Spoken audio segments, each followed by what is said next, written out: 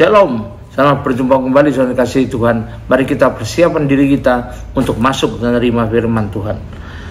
Sebelumnya marilah kita berdoa. Terima kasih Tuhan, kami umat-Mu siap menyambut firman-Mu. Urapilah kami semua dan urapi hamba-Mu yang akan menyampaikan firman ini, agar firman ini tidak kembali dengan sia-sia, tapi boleh tumbuh dalam hidup kami dan menghasilkan buah yang baik dan berlipat ganda, yaitu sampai 30 kali, 60 kali, bahkan 100 kali ganda.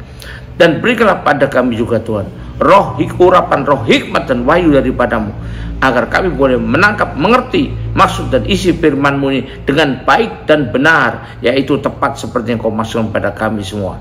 Terima kasih Tuhan, kami siap sambut firman-Mu ini hanya dalam satu nama yang berkuasa, yaitu nama Tuhan Yesus Kristus. Haleluya, amin. Nah, sekali lagi shalom kasih Tuhan. Mari kita persiapkan diri kita untuk menyambut firman Tuhan. Tema dari firman Tuhan pada saat ini saya pilihkan yang bertemakan bersukacitalah, ya, bersukacita.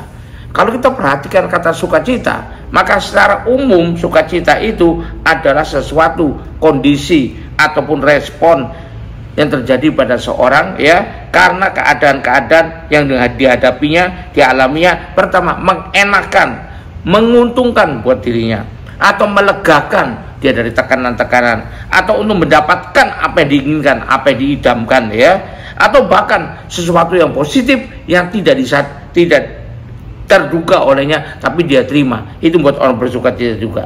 Dan lain-lainnya umumnya berbau positif. Nah, karena itu secara umum sukacita bersifat respon, ya, atau kondisi hasil pilihan dari seseorang karena melihat apa yang di depannya. Nah, itu menentukan dia bersukacita atau berdukacita. Namun bagi kita orang percaya itu agak berbeda.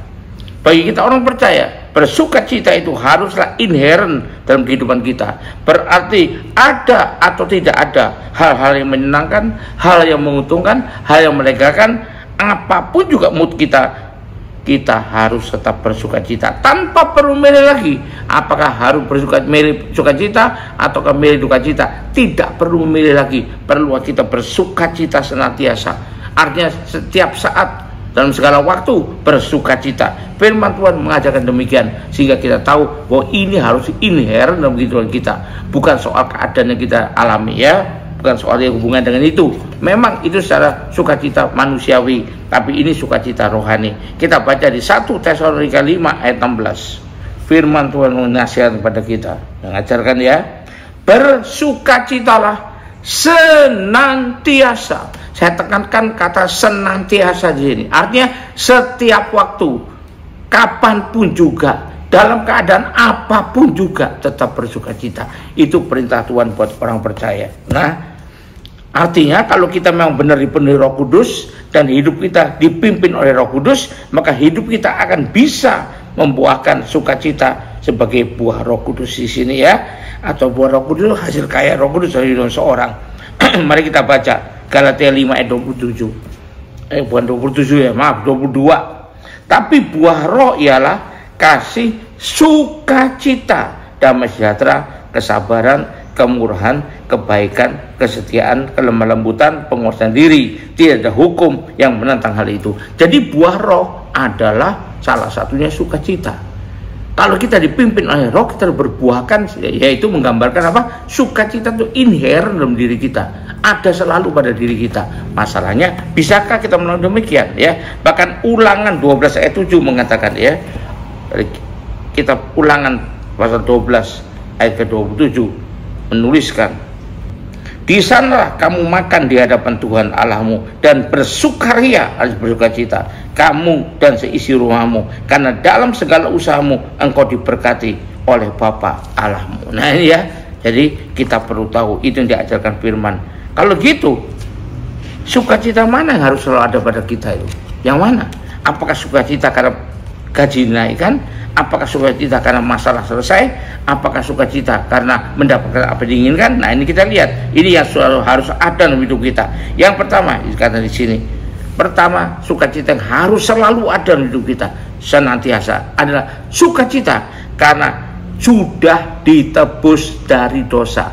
Kita orang percaya sudah ditebus dengan kuasa darah Kristus dari dosa. Karena itu wajiblah kita memelihara sukacita kita di dalam Dia. Mari kita baca Galatia 3 ayat 13. Kristus telah menebus kita dari kutuk hukum Taurat dengan jalan menjadi kutuk karena kita. Sebab ada tulis, kutuklah orang yang digantung pada kayu salib. Yesus Kristus telah menebus kita, dan karena kita telah ditebus dosanya, perlu kita bersukacita. Yang kedua, kita baca di 1 Petrus pasal 1 ayat 13. 1 Petrus pasal 1 ayat ke-13.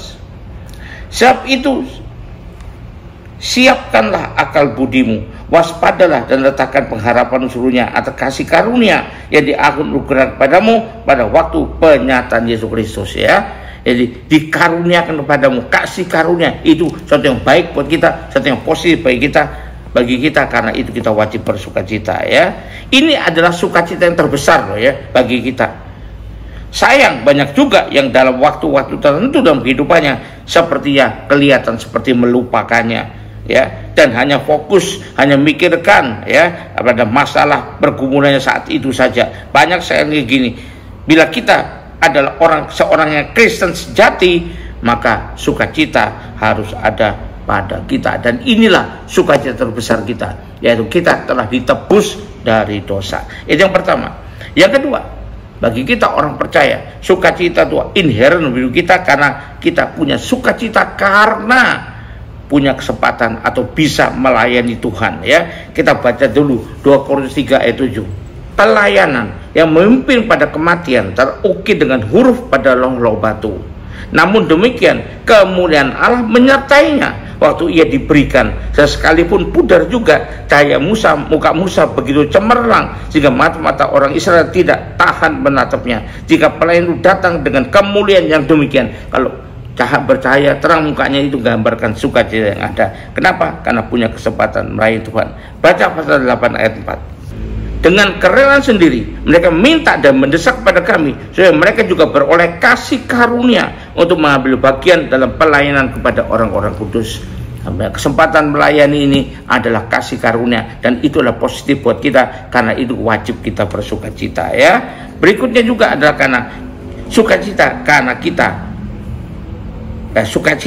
kita punya keinginan untuk melayani Tuhan. Tadi karena diberi kesempatan melayani Tuhan, ini karena kita punya keinginan. Kalau kita punya keinginan melayani Tuhan dalam hati kita, terdorong kita, maka kita perlu bersukacita karena itu.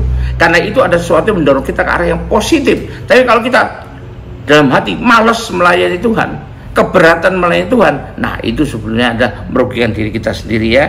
Kita baca lagi tadi 2 Korintus 8 ayat 7. Maka sekarang sama seperti kamu kaya dalam segala sesuatu, dalam iman, dalam perkataan, dalam pengetahuan, dalam kesungguhan untuk membantu, dan dalam kasihmu terhadap kami, demikian juga hendaknya kamu kaya dalam pelayanan kasih ini. Nah ini, ya, karena ada dorongan dalam hati kita, ya. Kita baca lagi 1 Timotius 1 ayat 12. Kalau orang bisa kaya dalam materi dan bersukacita, maka kita perlu menjadi kaya dengan sukacita dalam keinginan kita untuk melayani. Ayat 12, ya. Aku bersyukur pada Dia menguatkan aku, yaitu Kristus Yesus Tuhan kita, karena Ia menganggap aku setia dan mempercayakan pelayanan kepadaku. Nah, maka aku bersyukur, bersukacita artinya, ya. Walau masih banyak yang menganggap pelayanan atau pelayanan pekerjaan Tuhan itu sebagai suatu beban dalam kehidupannya, yang merepotkan, yang memberatkan, yang merintangi kesempatan-kesempatannya untuk menyenangkan diri sendiri atau keluarganya. Tapi sebenarnya itu adalah suatu kesempatan yang berharga. Ingatlah, ya, lagu yang berkata, ya, hidup ini adalah kesempatan. Nah ini kesempatan yang berharga untuk bisa melayani Tuhan, untuk bisa menjadi berkat. Itu janji Tuhan pada Abraham, ya, dan juga pada keturunannya, yaitu kita secara rohani adalah kita semua orang percaya. Biarlah kamu menjadi berkat buat semua orang, dan memperoleh, untuk itu kita bisa memperoleh upah dari Tuhan loh, ya. Bukan sia-sia saja, ada upahnya, karena Tuhan kita Tuhan yang sangat adil. Ibrani 11 ayat 6. Tanpa iman tidak mungkin orang berkenan pada Allah. Sebab barang siapa berpaling kepada Allah, ia harus percaya bahwa Allah ada, dan bahwa Allah memberi upah kepada orang yang sungguh-sungguh mencari Dia, termasuk yang untuk melayani Dia, ya. Jadi ini sungguh-sungguh ada upahnya. Dan juga kita baca lagi kemudian di Kolose 3 ayat 24. Kamu tahu bahwa dari Tuhanlah kamu akan terima bagian yang ditentukan bagimu sebagai upah. Kristus adalah Tuhan dan kamu adalah hambanya. Kalau kita hamba Tuhan, maka kita melayani pekerjaan Tuhan, melayani Tuhan juga ya. Nah, ini kita bisa lihat di Alkitab. Karena kehendak Tuhan atau melakukan kehendak Tuhan itu adalah merupakan yang sangat utama mestinya, sangat berharga bagi orang itu tersebut. Jadi artinya kalau dia mau melakukan kehendak Tuhan, bersukacita karena itu sangat besar dalam kehidupannya, bagian yang sangat berharga. Cita-cita, impiannya adalah untuk melakukan kehendak Allah dalam kehidupannya, sehingga itu menjadi sukacita dalam hatinya ya. Jadi ada dorongan untuk mau melakukan kehendak Tuhan, bukan terpaksa, bukan merasa terbebani, bukan merasa berat, bukan lalu ngomel-ngomel terus, Tuhan kok saya disuruh gini. Nah itu bukan orang percaya sungguh-sungguh ya. Yang berikutnya, yang keempat, sukacita apalagi yang harus ada pada hidup kita? Sukacita dalam mengasihi orang lain. Mengasihi orang lain itu ada dorongan sukacita dari kita, artinya ada dorongan dari dalam, bukan terpaksa karena diperintah Tuhan. Aduh, kok ngasih orang lain saya Tuhan, mau ngasih diriku sendiri, mau ngasih keluargaku sendiri, kenapa sih? Siapa lalu yang ngasih aku? Siapa yang ngasih keluargaku? Ya Tuhan lah. Kalau Anda patuh pada ketetapan perintahnya, jadilah orang bersukacita dalam mengasihi orang lain ya. Kita bisa baca di Filemon 14. Tapi tanpa persetujuanmu, aku tidak mau berbuat sesuatu supaya yang baik itu jangan engkau lakukan seolah-olah dengan paksa, melainkan dengan sukarela, dan juga berarti dengan sukacita. Mengasihi orang lain bukan dengan paksa, tapi dengan sukarela dan sukacita. Nah itu firman Tuhan mengajarkan. Kita baca lagi 1 Petrus 5 ayat 2. Gembalakanlah kawanan domba Allah yang ada padamu, jangan dengan paksa, tapi dengan sukarela dan juga dengan sukacita, sesuai dengan kehendak Allah, dan jangan karena kamu mau mencari keuntungan, tapi dengan pengabdian diri. Jadi ada sukacita untuk mengasihi orang lain, bukan untuk mencari keuntungan buat diri sendiri. Terakhir untuk poin ini kita baca di kitab Hosea 14 ayat 5. Aku akan memulihkan mereka dari penyelewengan, aku akan mengasihi mereka dengan sukarela. Karena murka aku telah surut daripada mereka. Murka Tuhan telah surut, maka itu akan mendatangkan sukacita. Dan aku akan mengasihi, karena dikasih maka bersukacitalah ya. Dipulihkan dari penyelewengan, maka bersukacitalah. Jadi melakukan perintah Tuhan, mengasihi orang lain pun itu dengan penuh sukacita. Sehingga tidak perlu pemaksaan, tidak perlu instruksi yang berat, yang keras, tidak perlu ancaman sanksi dan sebagainya untuk bisa mengasihi orang lain. Karena itu adalah isi dari perintah agung Tuhan Yesus. Matius 22 ayat 36-40. Dan perintah agung Tuhan Yesus ini isinya. Yang satu mengasihi Allah, yang kedua mengasihi sama manusia. Matius 22 ayat 36-40. Guru, hukum manakah yang terutama dalam hukum Taurat? Jawab Yesus kepadanya, kasihlah Tuhan Allahmu dengan segenap hatimu dan segenap jiwamu dan dengan segenap akal budi. Mengasihi Tuhan harus dengan sukacita juga ya. Itulah hukum yang terutama dan yang pertama. Dan hukum yang kedua yang sama dengan itu ialah kasihilah sama manusia seperti dirimu sendiri. Juga di sini harus didasari dengan sukacita juga. Pada kedua hukum inilah tergantung seluruh hukum Taurat dan kitab para nabi ya. Itu dikatakan oleh firman Tuhan. Jadi kita perlu tahu, sedangkan musuh pun perlu dikasih, apalagi sama manusia biasa gitu. Tuhan mengajarkan kasihilah musuhmu. Itu ada di Matius 5 ayat 44. Kalau musuh aja disuruh ngasihi, apalagi sesama kita manusia, kita harus mengasihikan dengan sukacita, supaya bukan berupa paksaan dari Tuhan, tapi adalah keluar dari hati kita, keluar dari diri kita sebagai buah yang dikerjakan oleh Roh Kudus ya. Buah Roh Kudus dalam hidup kita. Kita lihat Matius 5 ayat 44. Tapi aku berkata kepadamu, kasihilah musuhmu dan berdoalah bagi mereka yang menganiaya kamu. Jadi jangankan manusia biasa, sama manusia biasa saja, tapi musuh pun harus kita kasih dan kita berdoa untuk mereka ya. Itu adalah firman Tuhan perintahkan kepada kita. Yang berikutnya, yang terakhir, yang kelima, sukacita yang ada pada orang percaya. Tetap bersukacita, tetap ada sukacita walaupun menghadapi tantangan, masalah, penderitaan dalam hidup ini. artinya tetap setia dan tetap bersyukur kepada Tuhan, ya. Itu ada orang percaya sejati. Kolose 1 ayat 24. Bukan kalau ada masalah, ada persoalan, ada tantangan, lalu mengeluh melulu, bersungut-sungut melulu. Bukan begitu. Maklumkan kita manusia. Ya, kita beda dengan manusia umumnya. Karena kita sudah dikadoskan, dipisahkan dari dunia, ya. Makanya gereja disebut eklesia, dikeluarkan dari dunia. Berarti supaya tidak sama dengan dunia ini. Karena firman Tuhan mengatakan, kalian bukan berasal dari dunia. Karena Tuhan juga bukan berasal dari dunia, tapi kita ada berasal dari kehendak Tuhan, dari surga. Wih, nah ini adalah berarti kita ada orang yang rohani, ya, beda dengan orang yang duniawi. Jadi kalau orang dunia menghadapi tantangan mengeluh terus, tapi kalau orang-orang percaya menghadapi tantangan pun masih bisa ada sukacita dalam hidupnya, karena itu inherent dalam kehidupannya, selalu ada, ya. Karena menyadari juga bahwa masalah, tantangan, kesukaran, penderitaan dan lain-lain derita, kalau tahu itu diizinkan Tuhan dalam hidupnya, itu adalah untuk membentuk dia, memproses dia, mendewasakan dia sehingga menjadi lebih baik daripada sebelumnya, ya. Sehingga setelah kita berhasil mengatasinya atau melalui dengan baik, maka kita akan naik tingkat, naik kelas rohani kita, bukan seperti yang dulu lagi, ya. Tetapi sudah dinaikkan oleh Tuhan karena sudah melalui, seperti perak dibakar dengan api lebih murni, emas dibakar dengan api. Nah, gak enak kan dibakar itu, tapi ini adalah untuk menjadi emas yang murni, yang kualitasnya jauh lebih baik. Itu yang terakhir yang kita pelajari. Jadi perlu sukacita yang sorgawi itu ada inherent dalam diri kita, tanpa perlu dikipasi oleh sesuatu yang menyenangkan, sesuatu yang diharapkan, sesuatu yang diidamkan, sesuatu yang melegakan. Tanpa itu pun tetap bersukacita. Makanya firman Tuhan mengatakan, bersukacitalah senantiasa. Haleluya, puji Tuhan. Mari kita akhiri ibadah dan terima berkat dari Tuhan. Kembalilah ke aktivitas masing-masing dengan berkat terbaik dari Allah Bapa di sorga, dengan kasih karunia dan damai sejahtera dari Tuhan kita Yesus Kristus, juga dengan persekutuan, pertolongan, penghiburan, kekuatan, terutama dengan urapan yang penuh dengan Roh Kudus yang menghasilkan buah dalam hidup kita, yaitu sukacita dari surga, sukacita rohani ada dalam hidup kita secara inherent. Dan itulah nyertai kita kiranya mulai saat ini sampai sepanjang tahun ini, sampai Maranatha, bahkan sampai selama-lamanya. Yang percaya dan sudah terima berkat Tuhan ini sama-sama katakan amin. Terus berkati. Haleluya. Sampai jumpa.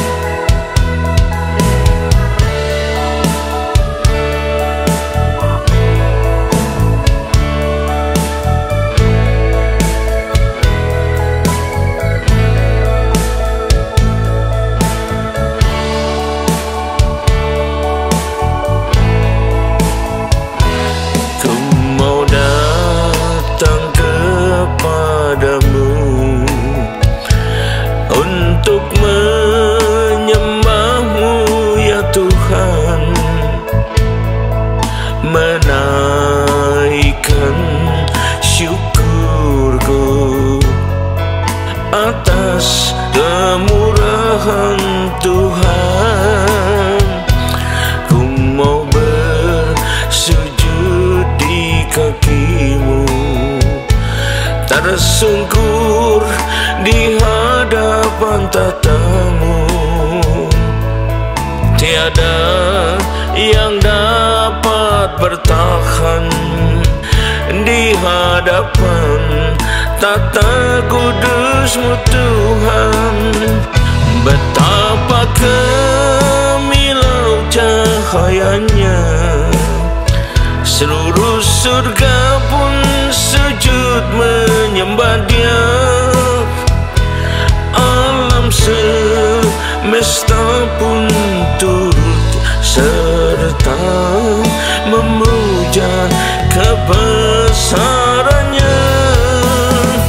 Segenap hatiku kuserahkan padamu, dan juga seluruh hidupku.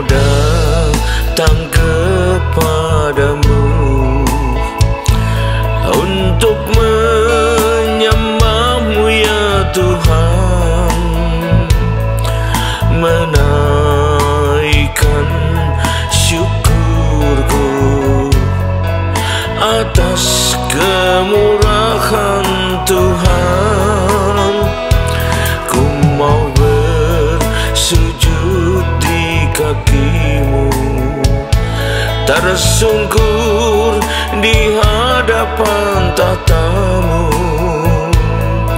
Tiada yang dapat bertahan di hadapan tata kudus-Mu Tuhan.